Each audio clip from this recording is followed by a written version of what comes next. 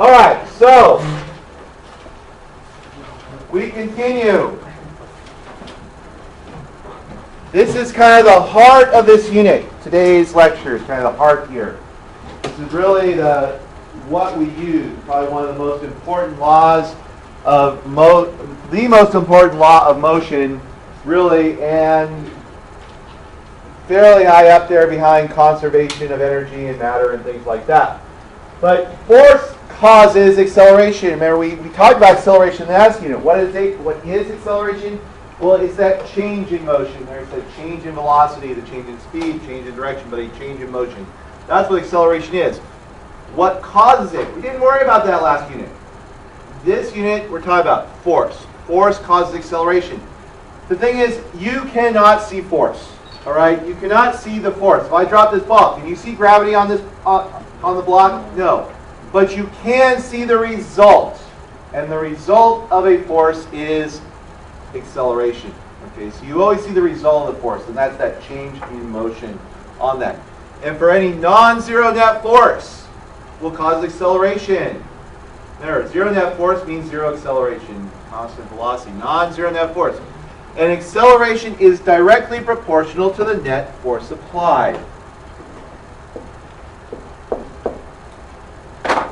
The little squiggly line means proportional to.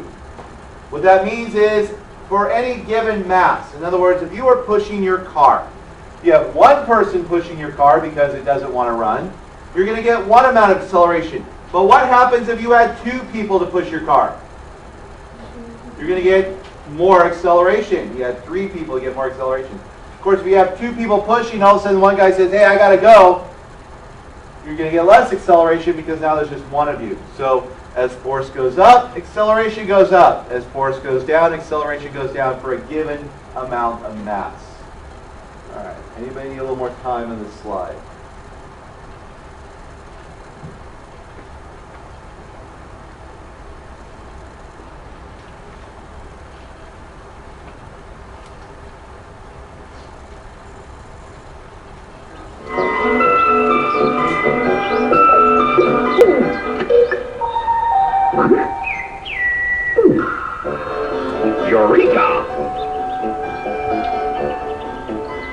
The story so far. Inertia means laziness, the tendency things have to keep on doing what they're already doing. Big things aren't always lazier than small things. It all depends on how much mass they have. The more the mass, the more the inertia. And now, speed. Here is a red ball. And here is a blue ball. Although they're both the same size, the red ball has exactly twice the mass of the blue ball, which will take more effort or force to throw. The red ball or the blue ball? Of course, because it has more mass and therefore more inertia. And the only way to overcome inertia is to use force. But how much more force will it take to throw the red ball? Try it and see.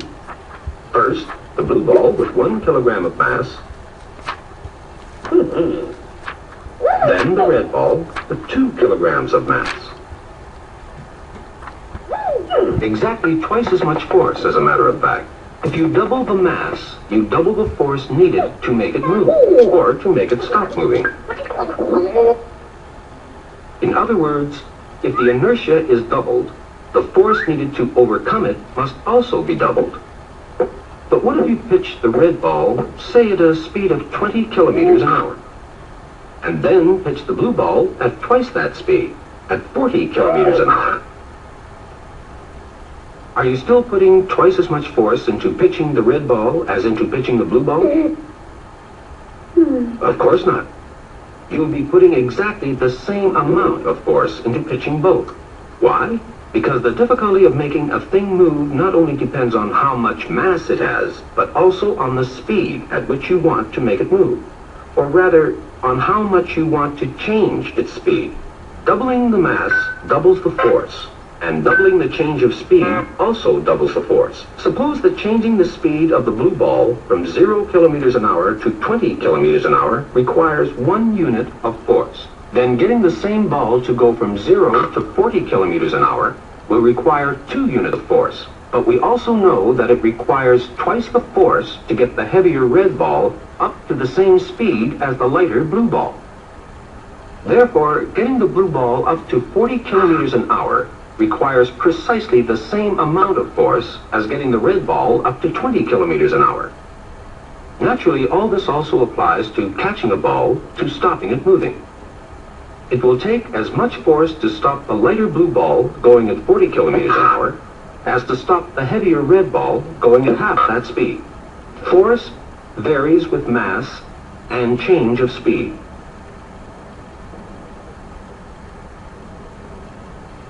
This tennis ball has a mass of about 50 grams. This cannonball has a mass of about 20 kilograms, or 20,000 grams. Obviously, the cannonball has more inertia than the tennis ball.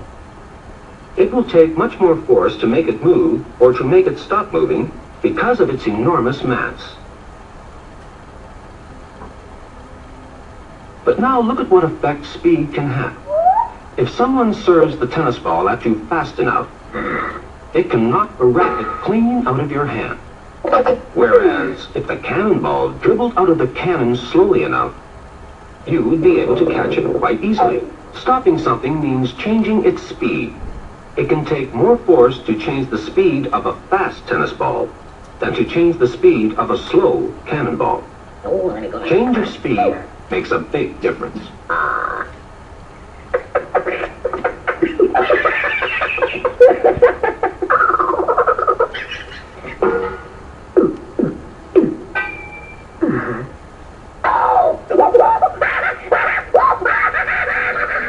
All right. So write a summary about what you saw there, 2 or 3 sentence summary of that. All right. So let us continue. So force causes acceleration. The more force you have, the more acceleration. But there's another part of it. Mass resists acceleration. Well, we already know that because that's what the first law of motion says. That an object at rest will stay at rest, an object in motion will stay in motion in a straight line at a constant velocity unless acted upon by an outside force. That's what we just talked about. Mass. And acceleration is the word for change in motion. And that's what they're talking about. An acceleration. Remember, constant velocity. If I change my direction, I'm no longer going to velocity, I accelerated. If I change my speed, I'm going at constant velocity, I've accelerated.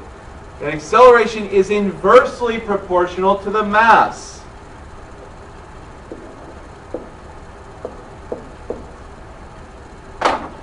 Meaning, for a given amount of force,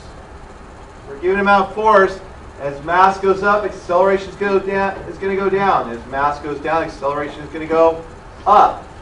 Okay, this way. You and a buddy are you have to push cars out of the way somewhere. You push a Mini Cooper, you push an Escalade. Which one is you're going to be able to accelerate more, the Mini Cooper or the Escalade? Well, the Mini Cooper, right? Because it has a lot less mass. Little car, little mass. You and your buddy are going to be able to push that one a lot faster, get a lot more acceleration than that big old Escalade on that. So this makes kind of sense, for a given amount of force, a bigger, it's like if I threw a baseball or I put the ball into the automatic pitcher, which one is going to be able to accelerate, we're going to have that same idea. Or if I put a super ball, little tiny, little ball into that thing, or I put a great big ball, put a cannonball in it, like they showed there, which one's going to accelerate more? We have a video to show that. Does anyone need more time on this slide? Or a second video to show this point?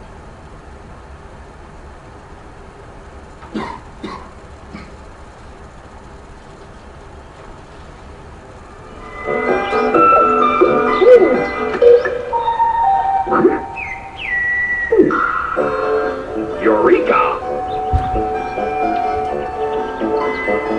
The story so far. The tendency things have to keep on doing what they're already doing is called inertia. Mass is a measure of inertia. But in order to make a thing change what it's doing, you have to use force. And force varies not only with mass, but also with change of speed. And now, Acceleration, Part 1. If you wanted to exert as little force as possible, which of these two bikes would you choose to ride? No contest. The modern racing bike has much less mass than the old-fashioned bike, and therefore much less inertia. So you'll need less force to make it move. But wait, is that all that force is proportional to? To mass? Isn't there something else? Yes, change of speed. Mustn't forget that. Force is also proportional to change of speed.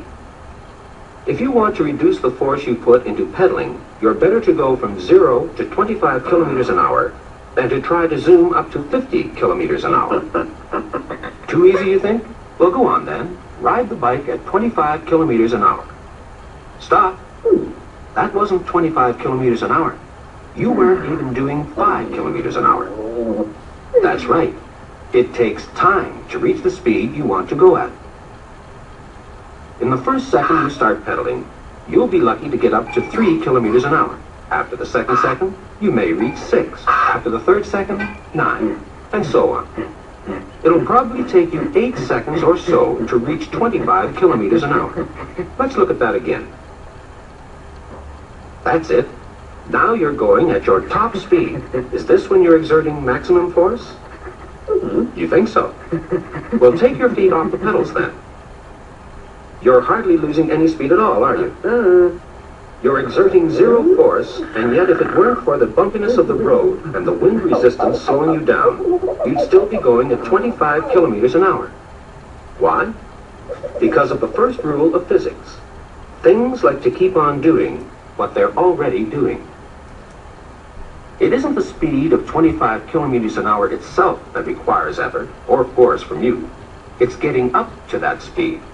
That's why we say that force varies with mass and change of speed. But the more quickly you change your speed, the more force you'll have to exert.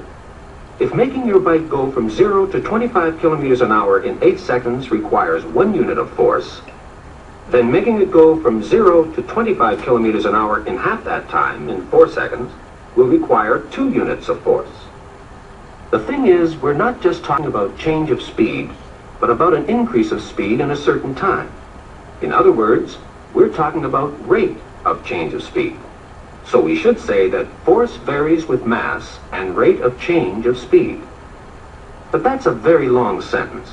So we shorten it by using the other word for rate of change of speed, acceleration.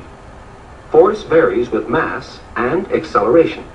And we can shorten that still further by turning it into an equation. Force equals mass times acceleration, which just so happens to be the second rule of physics. This should be obvious to cyclists, and even more obvious to motorists, who are always going on about acceleration. But what about a baseball pitcher? Does he need time to get the ball up to its top speed? All right, pitch that ball at 50 kilometers an hour. Freeze. It isn't going at 50 kilometers an hour at this point, more like 10 kilometers an hour. This is just the beginning of your wind-up. A bit later, the ball may reach 20 kilometers an hour, then 30, then 40.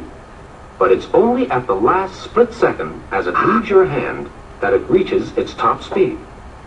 The fact is, you don't so much pitch a ball at 50 kilometers an hour as accelerate it up to 50 kilometers an hour. That's what your wind-up is for. You may call yourself a baseball pitcher if you wish, but in reality, you're a baseball accelerator.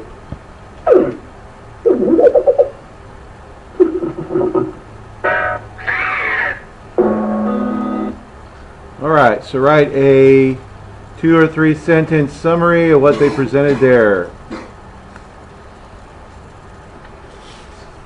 So, Newton put these two thoughts together. These two ideas of that force causes acceleration. The more force you have, the more acceleration you have. Mass resists acceleration, and the more mass you have, the less acceleration. And he basically put those two ideas together and made this statement. And he said, the acceleration produced by a net force on an object is directly proportional to the magnitude of the net force and is inversely proportional to the mass of the object. This is what we come to know as Newton's second law of motion. So all he did is put these two ideas, rather simple ideas, but he put them together to give us this further thought.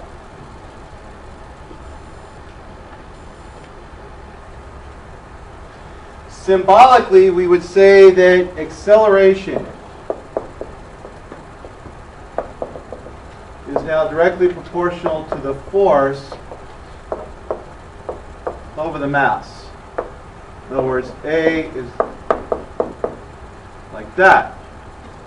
So for any that ratio, so as force goes up, acceleration is going to go up. As mass goes up, acceleration is going to go down. So there's this thing going on here. Now, to make them equal, sometimes we have to use a number called a proportionality constant to make two numbers equal. In other words, in the equation E equals mc squared, energy and mass are proportional. You know, this is Einstein's great equation on that. What makes them equal? We multiply by the speed of light squared. Does it have anything to do with the speed of light? No, it just happens to be the number that allows me to equate energy and mass happens to be the speed of light squared on that. And we're going to see a number of proportionality constants. This one doesn't need one, because not only are they proportional, they're also equal. It's not always true. Like seldom it's true that they're going to be proportionally equal. But we usually draw it this way. This is what they were saying about in that last video we saw. Force varies, which means another word for equals, varies with mass and acceleration. Force equals the mass of the object times acceleration, which you actually used in that last lab. You used the same relationship up here. Weight, the force of gravity, equals mass times the acceleration of gravity. You know, we use G because it's a special thing. But F equals ma. That's all weight is. Mass times acceleration. Second law right here. You were using that in that last lab to find the normal force. All right. Questions? This equation is probably one of the most used equations around. We use this a lot. You're going to see it a lot. Like I said, it's kind of the heart of the motion part of here on this. All right? Question? Question? No. All right, so the third of our three little videos, and this is more of an acceleration review, so we remember exactly what acceleration is, because we've been talking about what causes it, but we want to remember what acceleration actually is here. Eureka! The story so far. The greater the rate of change of speed, the greater the force required. Another word for rate of change of speed is acceleration. The more you accelerate, the more force you need. But force also varies with mass. So we say that force equals mass times acceleration. And now, acceleration, part 2. How do we measure acceleration? That's one way. But there's a better method. You see, most things do all the accelerating they're going to do in a matter of a few seconds. So it isn't very practicable to measure their increases in speed in kilometers per hour. Take this locomotive, for instance. It's a very old steam engine, and it can only do 36 kilometers an hour.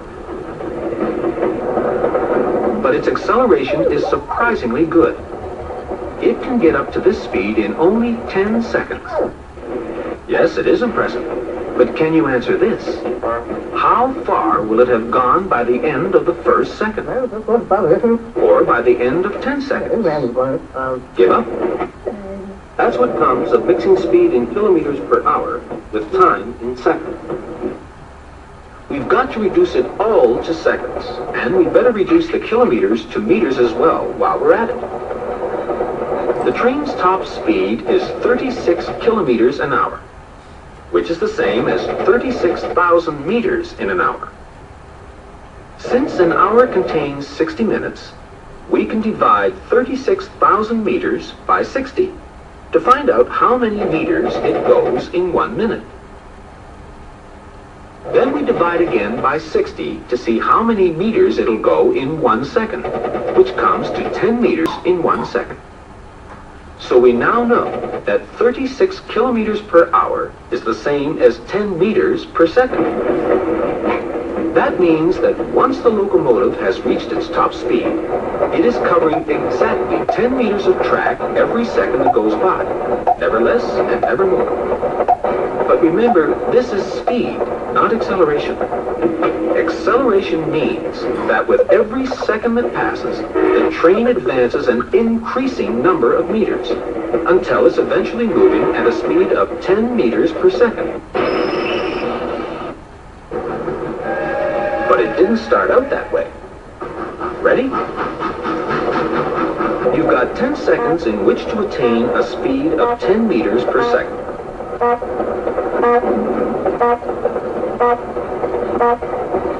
Very good. Now, let's replay that and analyze what happens.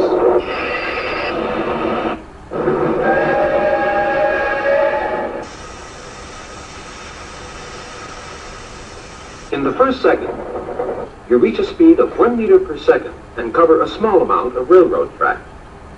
In the second second, you reach a speed of 2 meters per second and cover a larger amount of track.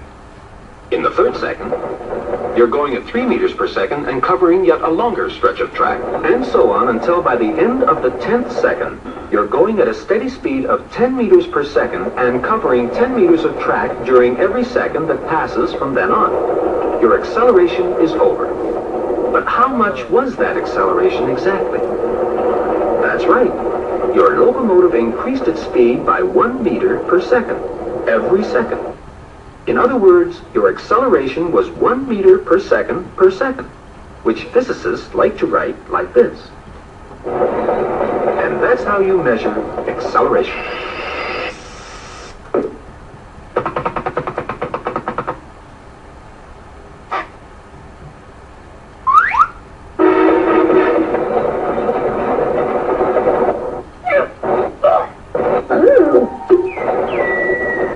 Okay, so write a summary of what they said about acceleration. Like I said, that was kind of a review to let us remember what acceleration is. All right, so based on that, free fall. Remember last unit we said that all objects fall at the same rate. And you even saw when I dropped the book with a piece of paper on it, they both fall at the same rate when we get rid of that air resistance. But why? Why is it that they fall at the same rate? What is that? Well, we have to think about this. It takes the force to overcome the inertia of a mass, right? When I drop this block, it takes the force of gravity. When I first let go of it, does it want to move it first? No. There's that brief infinitesimal amount of time, very small amount of time that when I let it go, it doesn't move. It resists. And then it starts to fall. It takes gravity. Well, to get this block to move takes a certain amount of force. What about the hammer? Does it take the same amount of force to make this thing fall as it makes this? No. So in other words, to get this one to start moving down and to get the hammer to start moving down takes a different amount of force. It takes much more force on that. But the ratio of the force on the block to its mass and the ratio of the force on the hammer to its mass is always the same. And it's going to equal on Earth 9.81 meters per second squared. In other words, the value of G. Anyone need more time on this slide?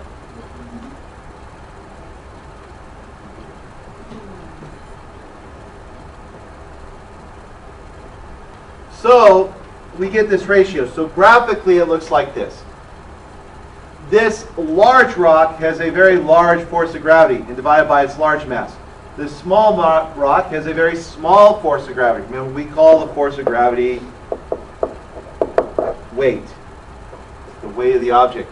But no matter what, that ratio, the force of gravity, this guy divided by its mass, is always going to be the value of G. 9.81. I mean, if I looked at this, like this mass. This mass is half a kilogram. It has a weight. It has a weight of about 5 newtons. Divided by 0.5 kilograms is equal to 10 meters per second squared. As opposed to this little mass has a mass of 0.05 kilograms, and it has a weight of 0.5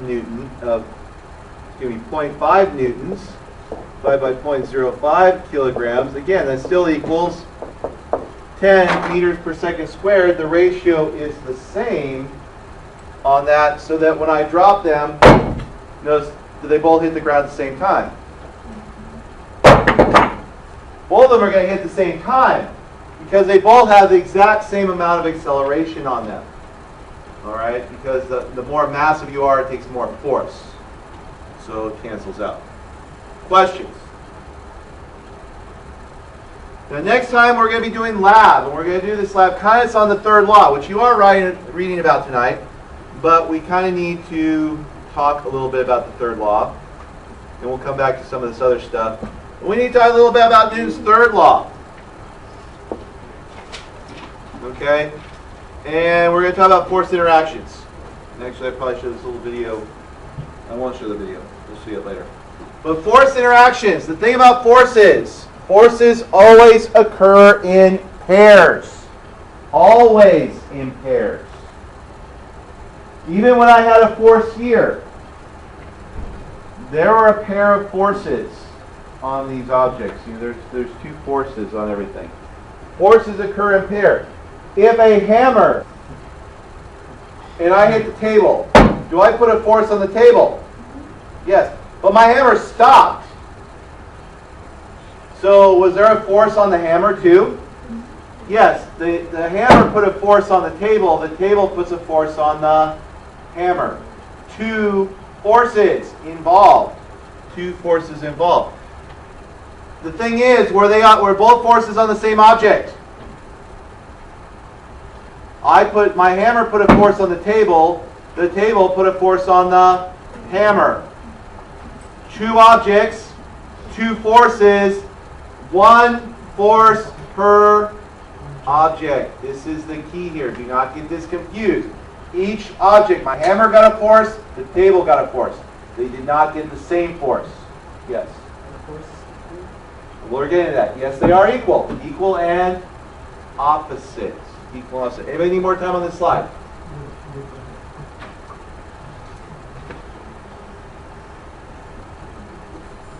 Stop.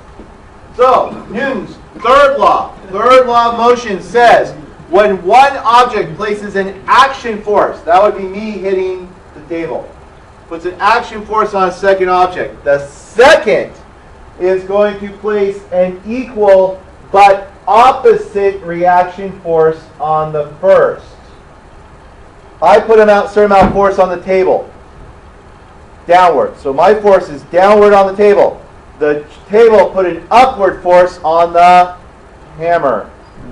The action and reaction forces are equal in magnitude, but in opposite directions.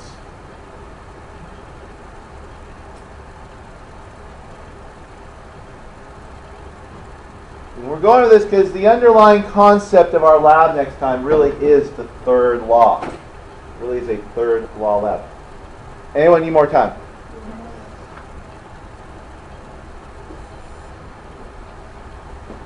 So, the thing is, the forces are not on the same object. This is very important. This is where people get very confused. They are not on the same object. And remember, you cannot see a force, only the result of that force. Now the car is the same as me walking. When I walk, what pushes me forward? I mean, when you walk, which way is your foot pushing? No, your foot is pushing back and down. When I push, I'm pushing back and down. But I'm moving forward, which means there must be some force that's pushing me forward. Where is that force? Because what am I pushing on? I'm pushing on the ground.